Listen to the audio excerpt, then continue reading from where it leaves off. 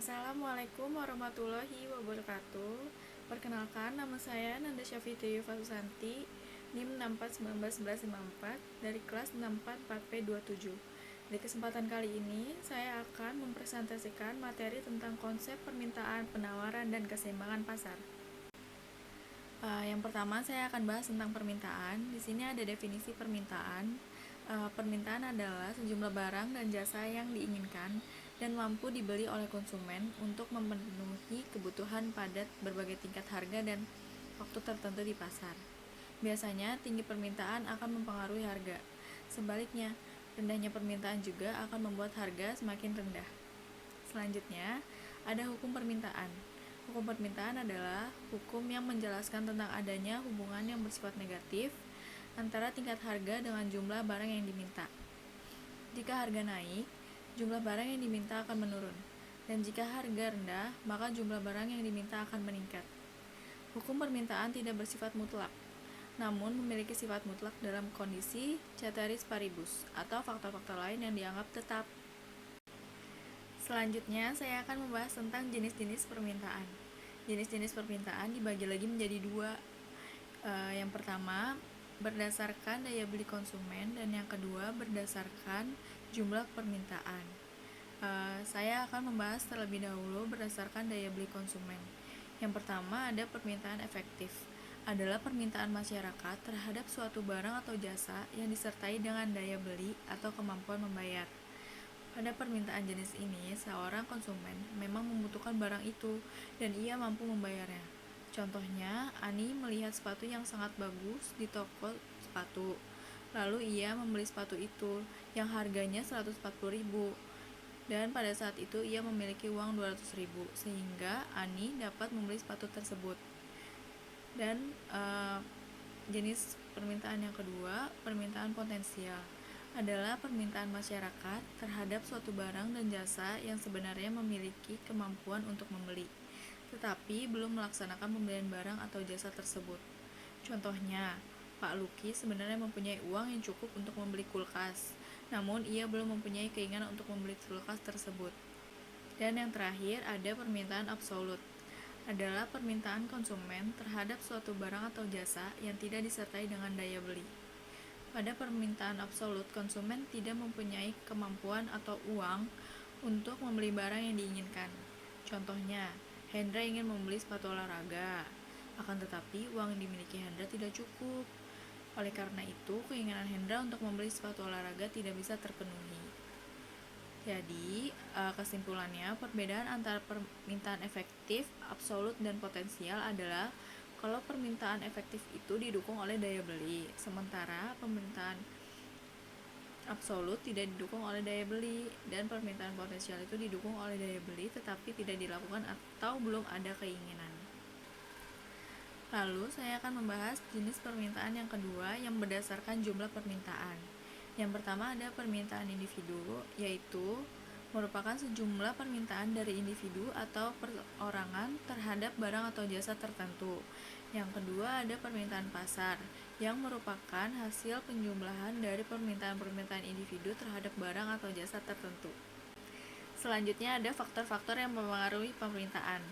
Yang pertama ada harga barang itu sendiri.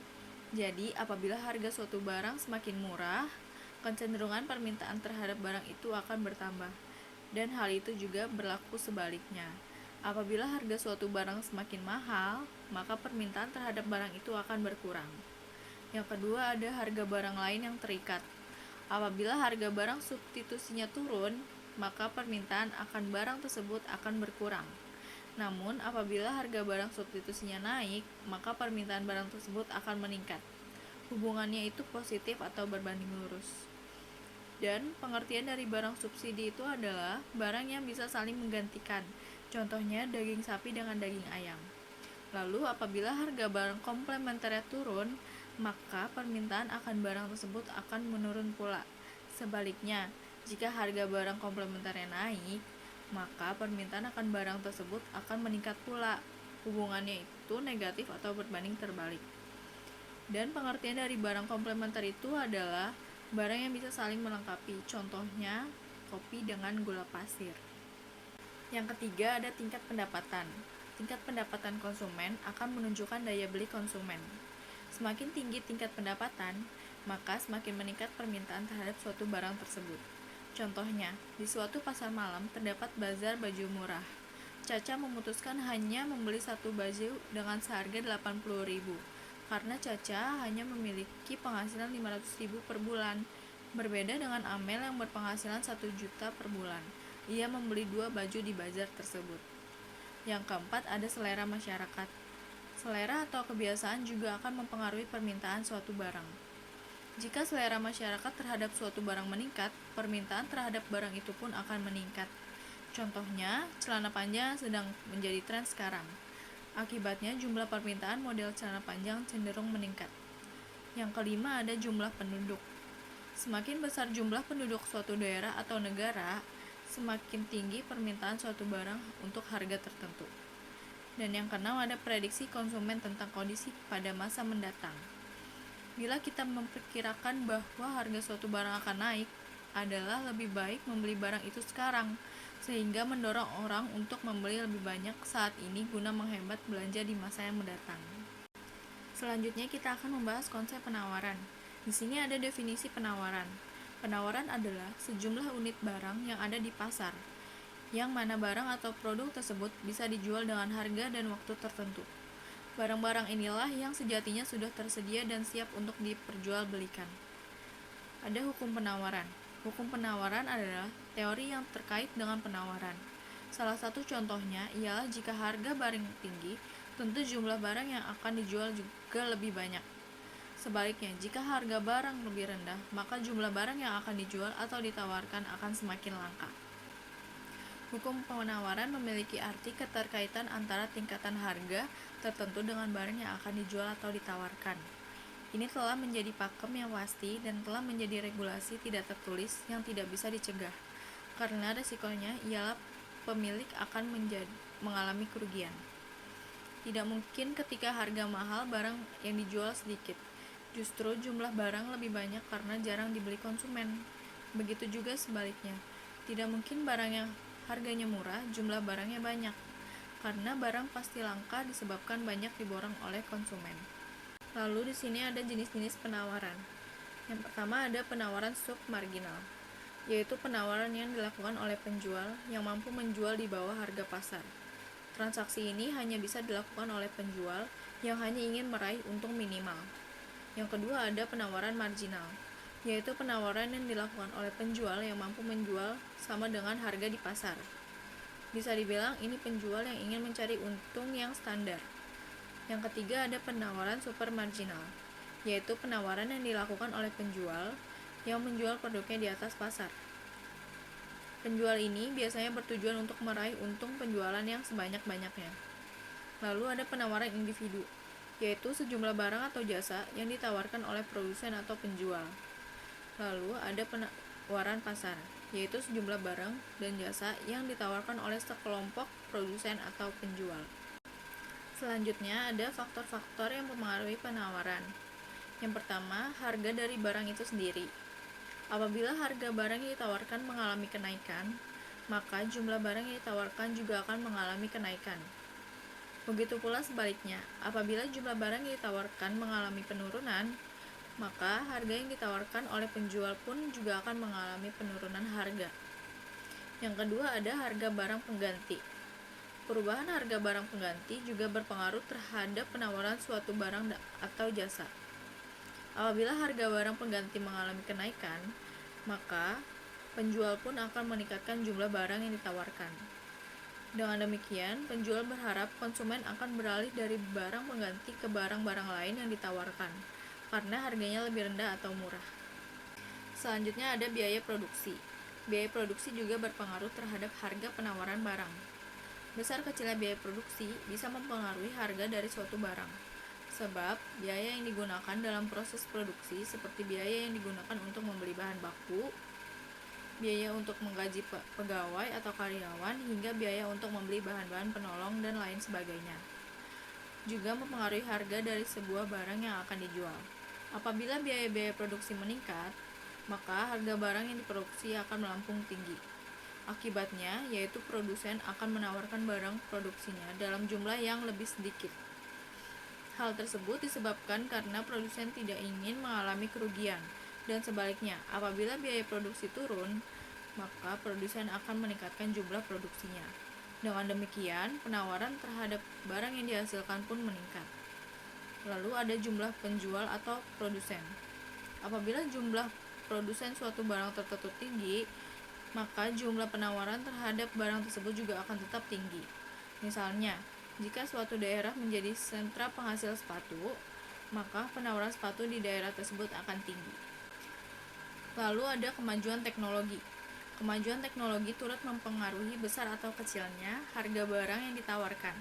Sebab, teknologi yang lebih modern semakin memudahkan produsen dalam menghasilkan barang ataupun jasa. Penggunaan mesin-mesin modern mampu menurunkan biaya produksi dan dapat memudahkan produsen dalam menjual barang dengan jumlah yang lebih banyak. Selanjutnya ada pajak. Pajak juga menjadi salah satu faktor yang bisa mempengaruhi harga penawaran terhadap suatu produk. Sebab pemerintah sendiri telah menetapkan nilai dalam arti pajak yang untuk suatu produk, sehingga jika pajak dari suatu barang tersebut menjadi tinggi, dapat mengakibatkan berkurangnya permintaan dan penawaran pun juga akan berkurang.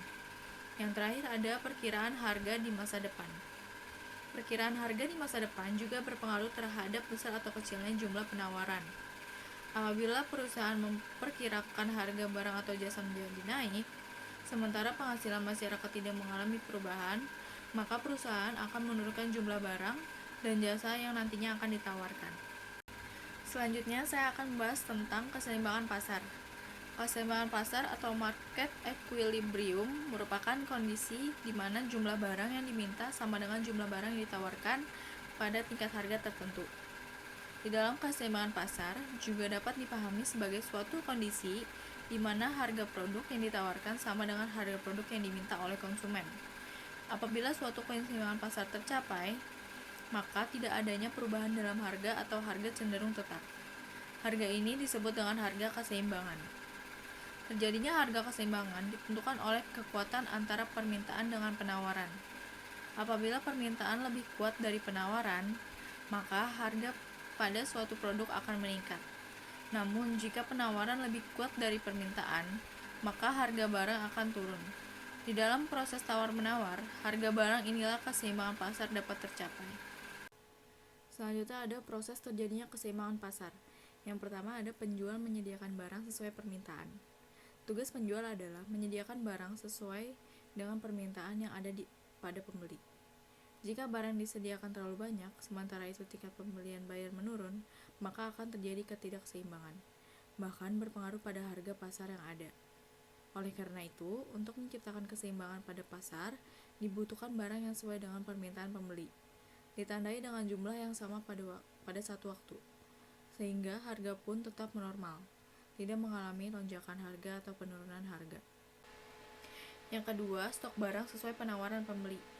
Dalam mendapatkan kesepakatan harga, maka pembeli akan melakukan penawaran kepada penjual. Pembeli pun akan membeli stok barang dari penjual sesuai yang dibutuhkan. Jika kedua belah pihak menyetujui adanya kesepakatan harga yang ditentukan, maka harga tersebut yang disebut dengan harga keseimbangan. Selain itu, stok barang yang tersedia akan konstan saat itu juga, sesuai dengan yang dibutuhkan pembeli dan tersedia pada penjual. Jika stok barang berkurang, bahkan langka, maka pembeli akan kesulitan mendapatkan barang. Hal ini juga akan berpengaruh pada harga. Yang ketiga, keseimbangan permintaan dan tingkat ketersediaan. Kebutuhan pembeli akan barang yang ada pada pasar menjadikan penjual harus memastikan stok barang dagangannya terus tersedia dalam periode tertentu dan tidak menambahkan jumlah ketersediaan barang yang berlebihan. Maka, saat pembeli melakukan permintaan terhadap barang tersebut dengan tidak merubah jumlah permintaan, terjadilah keseimbangan. Hal ini juga berpengaruh pada harga barang yang ada di pasaran. Harga barang akan disesuaikan dengan permintaan pembeli dan kesepakatan dari penjual. Dengan memperhatikan harga yang sama dan jumlah yang sama pula, maka keseimbangan pada pasar terjadi dengan baik. Dan yang terakhir ada adanya kesamaan jumlah antara stok produsen dan permintaan konsumen. Pada tingkat pemasaran yang efektif, produsen akan menjual barangnya dengan stok yang ada. Setiap harinya, produsen tidak akan menambah jumlah stok barang. Sementara itu, konsumen pun melakukan permintaan barang sesuai dengan jumlah seperti biasanya. Jika hal ini terjadi secara terus-menerus, artinya keseimbangan pada pasar sedang berlangsung.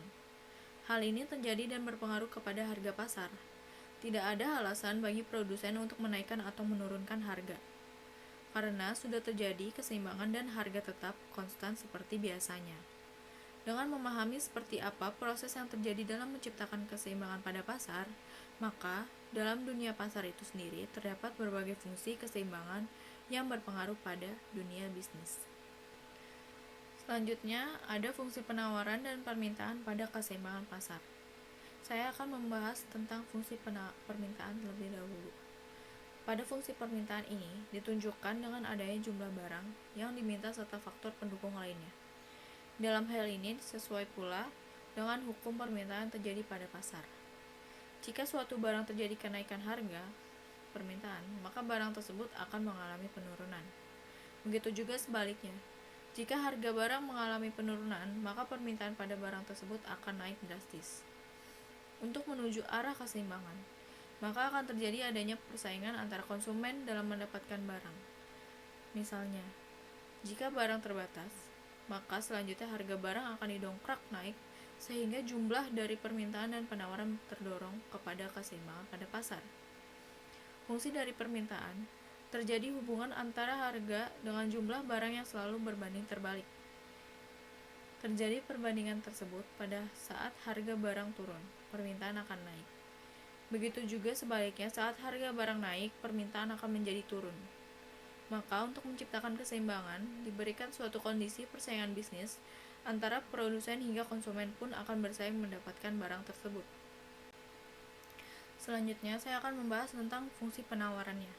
Pada fungsi penawaran, lebih ditekankan pada hubungan persamaan antara harga barang dengan jumlah barang yang telah ditawarkan oleh produsen. Cara kerjanya yaitu disesuaikan dengan adanya hukum penawaran, di mana terjadinya kenaikan jumlah barang yang ditawarkan seller diikuti dengan harga barang pada pasar terjadi kenaikan. Ketidakseimbangan akan terjadi saat harga dengan jumlah yang ditawarkan tidak sesuai satu sama lainnya. Semakin tinggi harga dari sebuah barang akan melebihi keseimbangan. Maka terjadi pergeseran, yaitu terjadi kelebihan penawaran. Keberadaan jumlah barang yang ditawarkan melebihi dari jumlah yang diminta. Inilah salah satu penyebab yang terjadi pada kelebihan penawaran. Itu saja penjelasan tentang konsep permintaan, penawaran, dan keseimbangan pasar dari saya. Kurang lebihnya mohon maaf. Wassalamualaikum warahmatullahi wabarakatuh. Terima kasih.